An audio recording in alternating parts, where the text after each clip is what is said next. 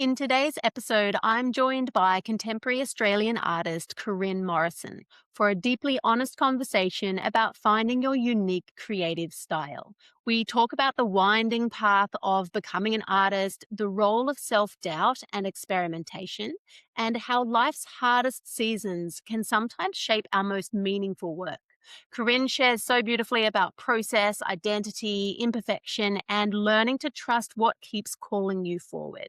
This is episode 115 of the Paint, Rest, Repeat podcast, which means you can find all the relevant links and the show notes over at permissiontopaint.co/podcast 115. Welcome to Paint, Rest, Repeat, the podcast for artists who are ready to ditch the overwhelm, follow their passion, and build a thriving art life on their own terms. I'm Ros, an Aussie artist, mum of two, and creative business coach who knows exactly how wild, wonderful, and wobbly the artist journey can be, because I've lived it. I left behind a safe teaching career to follow my heart into art, and now my work hangs in galleries and major art fairs across Australia. After years of coaching, I'm passionate about helping you ditch the starving artist myth, stick it to the naysayers, and design a creative life that truly lights you up. So if you're ready for real talk, practical tips, and heartfelt encouragement, you found your podcast. Hit follow and let's dive in.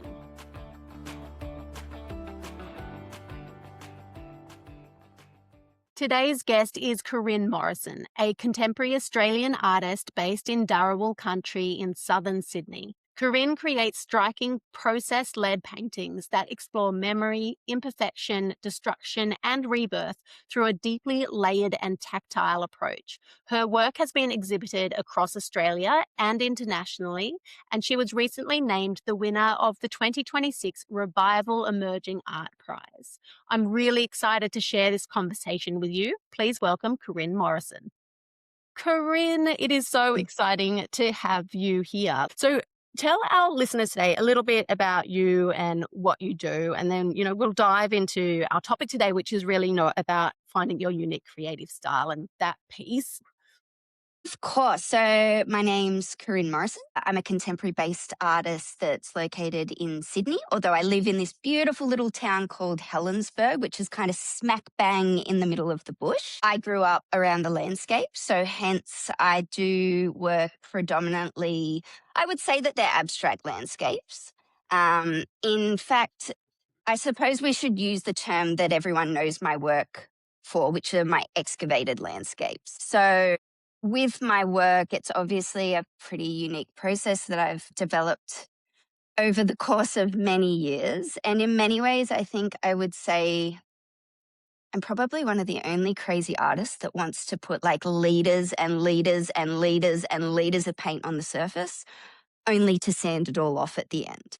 So it's not a cost-effective way to paint, but it kind of mimics everything that I'm all about. So my process has always been like a dance between control and surrender. And what I'm navigating really is the polarity of that in nature. I mean, in nature, what happens? It floods to nourish, it burns to renew, like exists in this relentless cycle of destruction and rebirth. And for the most part, my entire practice, right from the very beginning, even when I was at National Art School, I've always been obsessed with process. I've been obsessed with building something up and then murdering it or covering it over and saying goodbye to it. So there is something about this transformation and risk that I've always been really obsessed with. I adore that about how you work, and just sort of being able to reflect on your practice over all of these years, notice the common sort of thread there.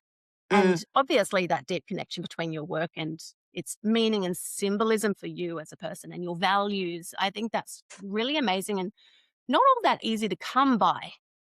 Yes. Like everything, I think sometimes it is the hardest times of our life that I think really force us to look at ourselves. And I mean, while I was at university, I used to be a competitive gymnast. I used to compete for Australia. So I had this identity from very, very young age. I was in the gym most of my life. And then after I finished competing, I inevitably fell into that role of being a coach and a judge and helping run a gymnastics club and all of this sort of stuff. So to say that my identity was bound as Korynn the gymnast would be a complete understatement. And yet, in saying that, while I was at high school, I had this really interesting contrast between just not being interested in anything else other than my goals for world championships and regulating myself through art.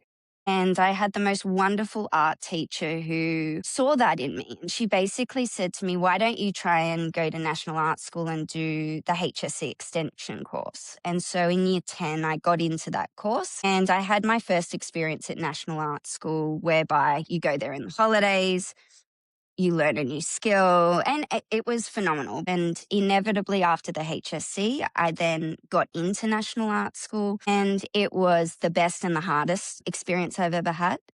I ended up actually majoring in photography because at the time, the little 18-year-old in me looked at all of the incredibly talented painters in my year, of which there were many, and I kind of looked sideways and went, well, I really just want to learn to paint. And these people they've got it all going on. So maybe I should just pick photography because I'm good at that and it's easy. And yet, at the end of third year, I was proud of the work. And I walked out of those doors and I thought to myself, and I still get emotional thinking about it. There was this feeling in me that was like, I was so disappointed in myself because I had not done what I had set out to do, which was learn to paint. And I got scared and fear got the better of me. And I thought, I've got this piece of paper that says I've graduated from National Art School. And I had never felt so clueless in my entire life. And I thought, well, the only thing I can do is just paint. And I got this 120 by 120 custom panel made. And I had no idea what I was going to do on it, but I just hung it on the wall and it took up the whole wall. There was like no room for anything else. And I just remember being so excited. And then I thought to myself, I'm going to learn how to use oils. So I got oil and cold wax and I started mixing that up. Just started playing, started building up these layers. And somewhere in amongst all of that, I fell pregnant. I continued this painting throughout my entire pregnancy. So this painting, in total, it took me about a year and a half. And if I'm being really honest, the early stages of my parenting journey were probably a lot more difficult than most for a few reasons that were happening in my life at the time. And probably that identity crisis too, because at the time that I had her, I also had to decide to give up my gymnastics career. And I thought, I am not Korynn the gymnast anymore and I'm not coming back. And who the hell am I? And so this painting, this 120 by 120 painting became this like life force energy of me getting to know who I was for the first time without being told that I was Korynn the gymnast. And I think that was one thing that made my early motherhood so challenging, is that I was learning about me and I was trying to raise this tiny child and I was like, oh, wow, no one tells you how hard this is. And so that painting was my oxygen. It really was. And eventually what happened is I remember the day it reached this point in the studio and it was the most beautiful landscape. And I still to this day love that painting and it did end up selling. But I remember the final brushstroke that I made on it. And I remember stepping back and I remember crying. And sorry, I'm getting really emotional. But it was one of those things where I was suffering the most severe postpartum depression and I was very numb and I essentially wasn't feeling anything. And finishing that painting made me feel something for the first time in longer than I could remember. And it was just one of those moments where I just thought, that's it. That's that thing I've been looking for so long. And it went back way before even being pregnant. I realized that my entire identity as a gymnast was actually just this surface level thing that I had never even had the opportunity of really knowing who I was. And that painting did that.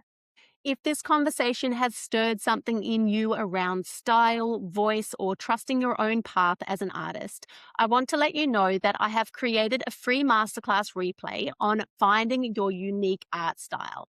It's there to support you as you explore what feels true for you in your work. You can find that along with my other free resources at permissiontopaint.co/resources or via the link in the show notes. From there, I started producing a lot more work, and inevitably, then my life fell apart. And yeah, I basically hit like this really scary rock bottom. I escaped a pretty scary situation that made me rethink every aspect of my life. And I remember the day that I got out of that situation, and I walked up to my studio and I looked at all the work that I'd made. And all I could see in the work was like this energy of escape, because I used to use my art as a form of escape for a period of time. And I just had to get rid of it. So this year's worth of work that I had worked on, I literally put the whole lot on the floor. I grabbed a big bottle of solvent because I was working in oil and cold wax at the time, and I poured that bottle of solvent over the entire collection of work. And there was this tiny little square of sandpaper on the floor. And I do not know what made me do it, but I picked it up and I started sanding. And I was crying and I was sanding and I was crying and I was sanding. And then I just got this squeegee and I squeegeed down this work. And what was revealed was all of this beauty. And I got that feeling again. I got that same feeling that I got with that first 120 by 120 painting. And I thought, there it is again. That's what I'm following as an artist. I'm following that feeling. And there's something about this process that gives it to me. And then from there, I had to learn to produce more work quicker. And so I pivoted to acrylic. The first lot of excavated landscapes in acrylic got into an art prize and sold straight away before it opened. And then from there, it was like the floodgates were open. And I felt like this immense freedom for the first time in my life. I felt like I'm getting to know who I am with the process of this work. And every time I build up a painting, still to this day, I build them up in layers upon layers upon layers of strategic color blockings. And then they get put to one side to cure.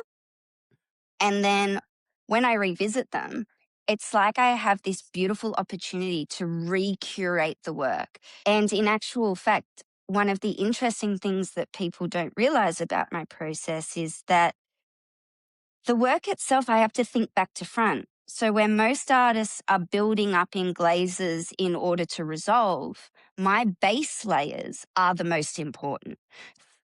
And you're almost getting able to be more free with your work as you're Yes, working through the process, which is often the other way around for a lot of people, yes. and I think that's quite interesting. I have a question for you. You're going back, a couple of years. Where would you have been if you hadn't landed on your style and a practice that you adore? What was the risk there for you? I genuinely and in the most authentic way, I think back to those really hard stages. And I think to myself, imagine if I didn't have that like tower tarot card moment where everything crumbled. Imagine if everything did just keep chipping along fine. I say thank you. I say thank you every single day for that hardest phase of my life. And I would not change it at all. And I am a firm believer that every single thing in our lives happens for a reason. And when I do look back at these breadcrumbs, this yearning that I had all those years ago, even when I was at NAS, this yearning for it's like a grit, like a grittiness. I was like, I don't want to paint perfect paintings. I want the imperfection. I love a little bit of struggle. I want to reveal all of that. How do I do that? And so I had this yearning. And sometimes I feel like our paintings have already been painted on another timeline. I know this sounds really woo woo, but when it comes down to inspiration for me, I find inspiration is one of those really interesting things where it drops in, like that feeling, it drops in and then it's running. And my job is trying to catch up with it. So, in many ways, I feel like I'm not in control of the work itself. I'll have a composition, I'll do my thumbnail sketches, I'll have an obsession with a specific site in the landscape that is just giving me that feeling. Like that's what I follow, that feeling. And and yet when I start the work, every work this happens with, something will happen that has me go, oh, okay, what I thought was the thing I was aiming for, it ain't it. I got to follow this thing. And then I'm like a dog with a bone trying to get this sense as to what this energetic pull is. And I'm like, I need to catch up with it. And then I will get to the end of a work and I will sand it and I will know if the work is good because I will hit the feeling that I had and I will look at it. And it's really interesting. It's like I look at it and I go, well, duh, of course. It's almost like deja vu. Like I feel like I've painted it before. And so when I get that, I'm like, I wonder if I've already painted this before. Like, I wonder if the future version of myself is like so much further ahead than what I even think. So it's just like a funny thing that I think to myself all the time when I'm in the studio and having that open spirit and just going, well, I'm curious. I'm curious about where this work's going to lead. I think that's basically the way that I control my entire existence now with that exact same spark of curiosity. Yeah. And following flow rather than trying to sculpt and control everything. I think there's a lot to be Yeah. said for that in multiple contexts. Yeah, Mm, amazing. Your process is just epic. I mean, I had the luxury of coming to see your works in process and all of that. thank you. My first and biggest question was, but does your sander have like a vacuumy thing so you're not Yeah. breathing in the toxins? I was most worried about your health. So you've got that sorted, right? Yeah, I do. I mean, the bonus to having the big factory is the roller door is up 90% of the time. And the Mhm. other thing is that I use a very, very heavy duty sander that has a very powerful vacuum. I still mask. I still wear a mask constantly, although when it's 50 degrees in here in summertime, it's not very comfortable. So there are some days where I'm like, I just got to take it off. But I do. For the most part, I am wearing the mask pretty constantly with the sanding. And I still do have to vacuum regularly because even with the very heavy duty dustless sander, inevitably there's still a bit of dust. So it's definitely something that I've been mindful of in the past. And there was a period of time where I was being a little bit less cautious and it did develop a little bit of a cough. So yeah, the mask is constantly on when I'm sanding nowadays. Super important. So my next question was going to be, around the challenges and the problems you've had on your journey, but we've already really talked about that. And what I adore about that though is that each of your challenges has actually turned into a win essentially, and it's uncovered something for you, and it's become it's become your style. It's become your way of being an artist. Look, I mentor people as well. And one of the things that is the biggest barrier is that bit of self-doubt, especially, in those early days where people are really navigating, how do I find this unique thing that it's just me that's good at it? Like what lights me up? What is that thing that is uniquely me? And unfortunately, the only way to get into your creative voice, the only way to find that thing is by making the work. You cannot logic your way through it.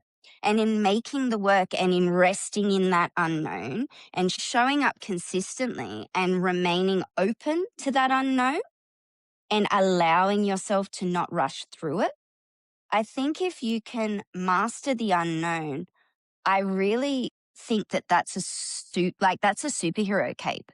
You can't fail if you don't fear the unknown. Whereas if you are a little bit cautious and you don't want to make mistakes, you have to.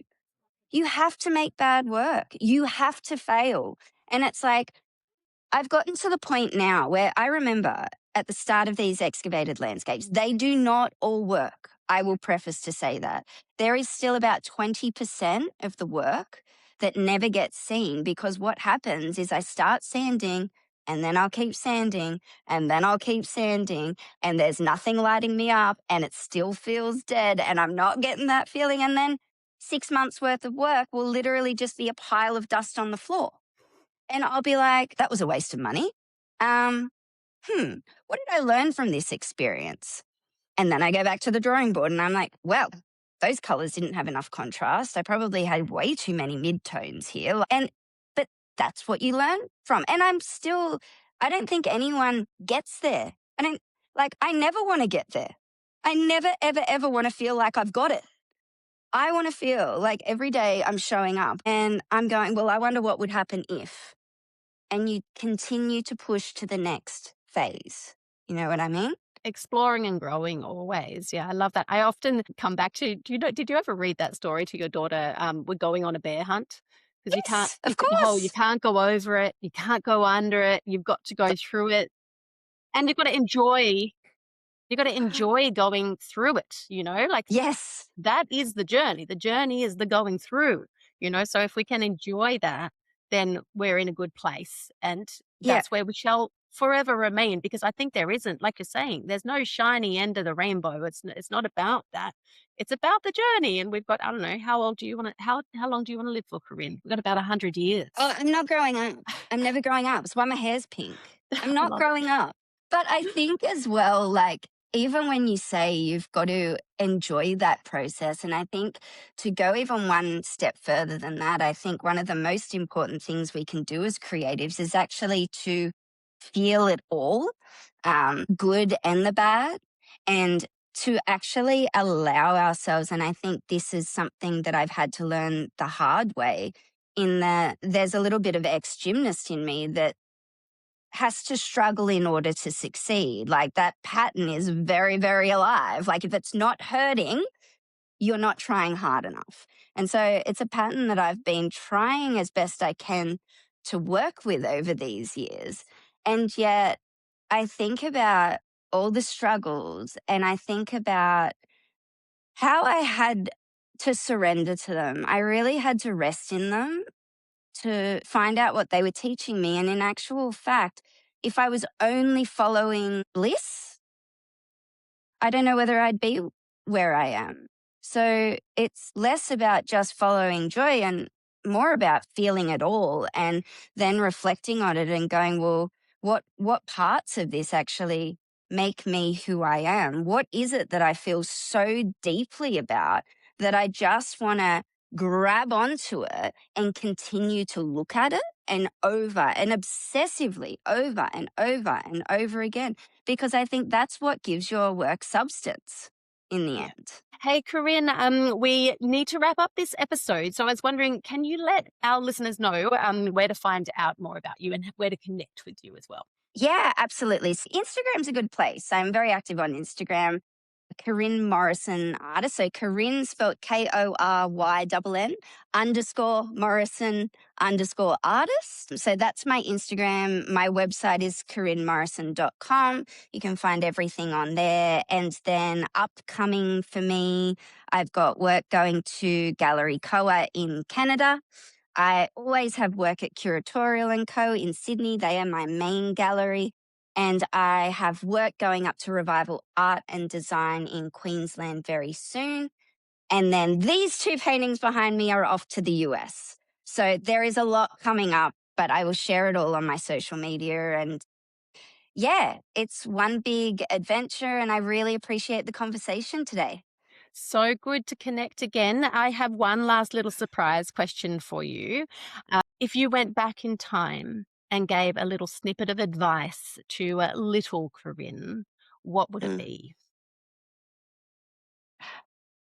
I would say to her, it's going to be really tough. But at the other side of it, it's going to feel like magic. That's what I would say. Good one, Corinne. Thank you so much for joining us today. You have inspired everyone, I am sure. And I'll catch you around. Yes, absolutely. And you need to be on my podcast next. We need to do a swap Let's because organise that. the new format's out where I give everyone a call. So all I'm doing now is I'm calling a friend and throwing in a surprise topic. And now we're just having a chat. And it's been really fun, all the interviews I've done so far. So I'm super excited. And your podcast is called Daring Creatively Unfiltered. Is that right? yeah, Okay. yeah, Brilliant. yeah. I'll send you the link for the show notes and all of that. Yay. Let's do it. Enjoy the rest of your day, lovely. That's it for this episode. I am so glad we could share this time together. I'm Ros Gervay, and I'll catch you in the next episode.